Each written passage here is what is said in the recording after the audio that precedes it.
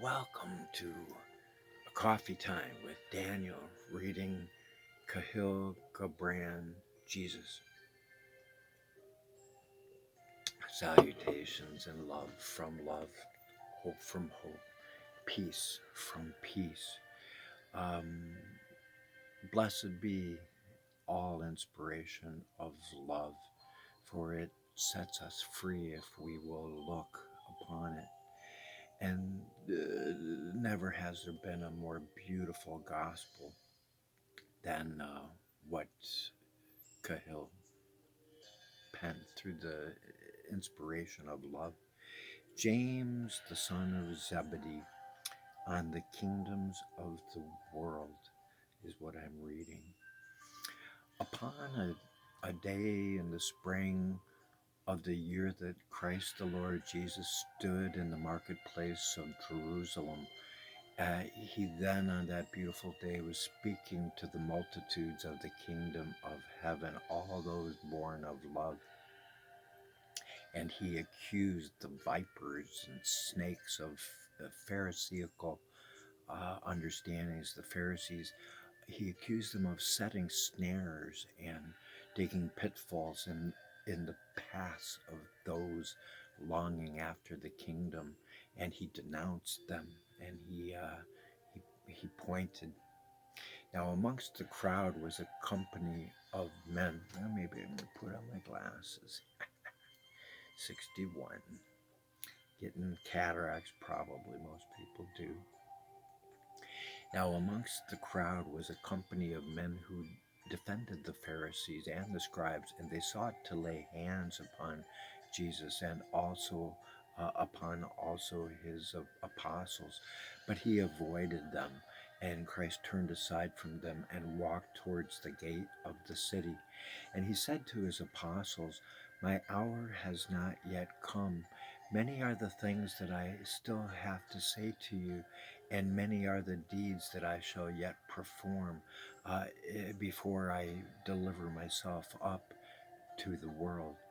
And then he said, and there was joy and laughter in his voice as he spoke. He said, "Let us go into the north country and meet the spring. Come with me unto the hills, for winter is past and snows of Lebanon are descending to the valleys in order to sing with the brooks. And the fields and the vineyards have banished sleep, and they are awake to greet the sun with their green figs and their tender grapes." And Isa Yeshua, Jesus, walked before us, and the apostles followed him that day, the next, and many more days to come. And it came to pass upon the afternoon of the third day, they all reached the summit of Mount Hermon, and there Christ stood looking most majestically as our majesty of majesties, our carpenter of the ages. He stood looking down upon the cities of the plains below, and his face was shining like molten gold, and he outstretched his arms that have never been too short to save anyone. And he said unto us, "Behold the earth and her green raiment. See how the streams have hemmed the edges of her garments with silver. In truth, the earth is fair, and all that is upon her is fair. But there is a kingdom beyond, the great beyond, all that you will behold, and therein shall I rule. And if it is your choice, and if it is indeed your desire, then you too shall come and rule along with me. And my face and your faces shall not be masked. Our hands shall hold neither sword nor scepter, and our subjects shall love us in peace, and they shall never be in fear of us. For it is insane for anyone to be afraid of he who is love." And then spoke Christ unto all the kingdoms of the earth. And as that roaring lion of Zion roared out his message, It was coming forth not by power nor by might, but by the Spirit of love, as a little itty bitty kitty's tiny, eeny weeny whispering purr. And it was beautiful for all that could hear that purr being sung over them in silence. And then spoke he unto all kingdoms of the earth. And as he spoke, the apostles became blinded unto all the city's walls and towers, and it was in their hearts to follow the Master unto his kingdom without condition. For he laid out that there is no love unless it is unconditional. Wide is the way paved to hell with our conditional love as we rationalize, justify why it's okay not to be loving and forgiving, which is the same thing. You cannot forgive without love, and you cannot love without forgiving. And so in this hour, just at the moment that Judas of Iscariot stepped forth, uh, all of a sudden he walked up to Jesus and spoke, and he said, "Behold, the kingdoms of the world, Lord, are vast, and behold, the cities of David and Solomon shall prevail against the Romans. If you will be the king of the Jews, we will stand beside you with sword and with shield, and we will overcome the alien," he said unto Christ. But when Jesus heard this, he turned upon Jesus, and his face was filled with wrath, just like the time when he turned to Peter and said, "Get thee behind me, you devil," even though he loved him. And even though he loved Judas, his voice suddenly spoke in a voice as terrible as the thunder of the sky. And he said, "Get you behind me, Satan. Think you that I came down the years to rule an anthill for a day? It's to rule the nations. For my throne is a throne, a great white throne far beyond your vision." And Christ the Lord knew it was in the New Jerusalem, a city on a hill that cannot be hid, the celestial city of the crystalline blue, bottomless ocean of the Lord's love. And in this days, that sapphire sea aglow with the resplendence and glory of the Master now shines, glimmering and shimmering in the beauty of the radiance of the rainbow above the great white throne. And so in this hour, he said, "Shall the living be honored and exalted by a wearer of shrouds? Nothing will be hidden. At the end," he said, "all shall be revealed by he who restores all things." And if his message goes forth to the lands, then I will be able to cut these days short so that all flesh will not perish. But if his message is not heard, and if it is continued to ignored, the earth will perish and all that is within it. And there will be no birds, no fish, no mankind, as Zephaniah in the first sentences declared. And so my kingdom is not of this earth, the Lord said, and my seed is not built upon the skulls of your ancestors, and of things to come concerning the future of my sons and daughters and the work of my hands. Know ye not that it is written that we are to command the Lord with inquiry? So in this hour, know well that you shall not need to be destroyed by your lack of knowledge anymore. And if you seek nothing except the kingdom of the Spirit, then it would be better for you to leave me here and to go down to the caves of your dead, into the tombs of the rocks, where your crowned heads of yore hold court in their tombs, and may still be bestowing honors upon the bones of your forefathers. Dare you tempt me, Jesus said to Judas, dare you tempt me with a crown of dross when my forehead seeks the Pleiades, or else your thorns?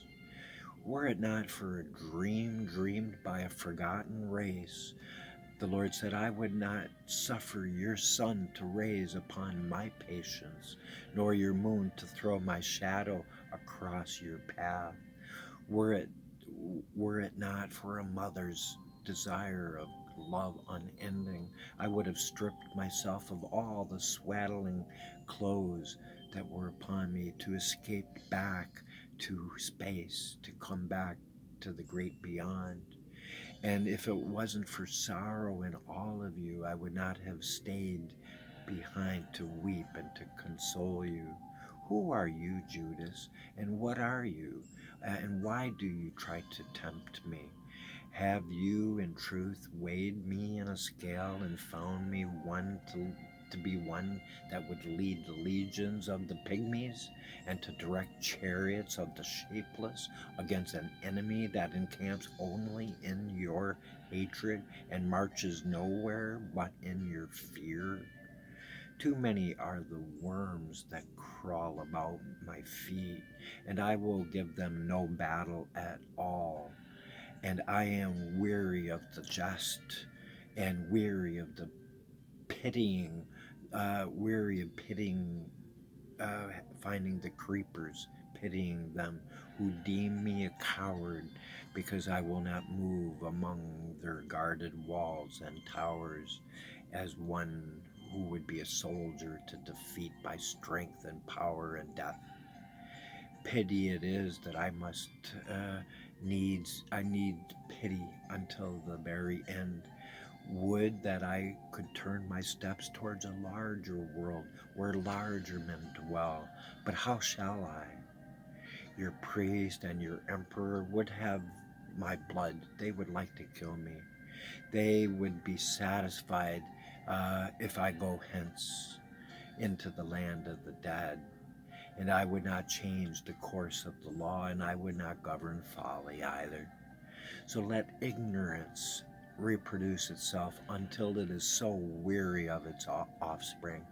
And when the world is so weary of the ignorance that is the darkest, gross darkness of all, which is the ignorance of love. So it will be time in the latter days for the household of love to awake and to beat their sword into the sickle to learn the ways of war no more. And then they will realize that it'll be then time to let the dead bury the dead until the earth is finally choked by its very own bitter fruit. Know ye not that my kingdom is not of the earth? My kingdom shall be where 2 or 3 of you shall meet in love, and in wonder at the loveliness of life, and in good cheer, and in remembrance of me.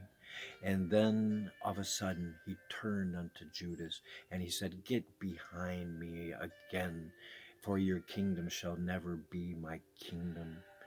And it came to pass, it was then twilight, and the Lord turned unto the rest and said, Let us all now go down. The night is upon us. Let us walk in the light while the light is with us. And so they went down and followed Christ, and Judas followed from afar. And when they all reached the lowland, it was then night. And Thomas, the son of Diophanes, said unto him, Master, it is dark now, and we can no longer see the way. If it is your will, please lead us to the lights of yonder village where we might find meat and shelter. And Christ, our magnificent of beneficence, he answered Thomas and said, I have led you to the heights when you were hungry. I have brought you down to the plains with a greater hunger. But I cannot stay with you this night. I would be alone. And then Simon Peter stepped forth, and Peter said, Master, Master, please suffer us not to go alone in the dark. Grant that we might stay with you even here on this byway. And the night and the shadows of night will never linger, and the morning will soon find us if you will but stay with us, and let the glory of love shine off of you into our hearts. And so Jesus answered and said, I tell you, verily, verily, this night the foxes shall have their holes, and this night the birds of the air shall have their nests. But the Son of Man has nowhere on earth really to lay my head. And indeed, I would now be alone, he said unto them. Should you desire me, you will find me again down by the lake where I first found you. So then he walked away from them with heavy hearts, and it was not in the will of the disciples to leave him. Many times did they stop and turn their faces back towards Christ, and when they saw him in lovely majesty moving westward, their hearts was going with the Lord. And the only man among them who didn't turn back to behold him in his aloneness was Judas Iscariot. And from that day forward, Judas became sullen and more distant. And they thought that there was danger in the sockets of his eyes, and they perceived that he had been listening to a voice on the wrong side of the forest. Don't listen to the dark side.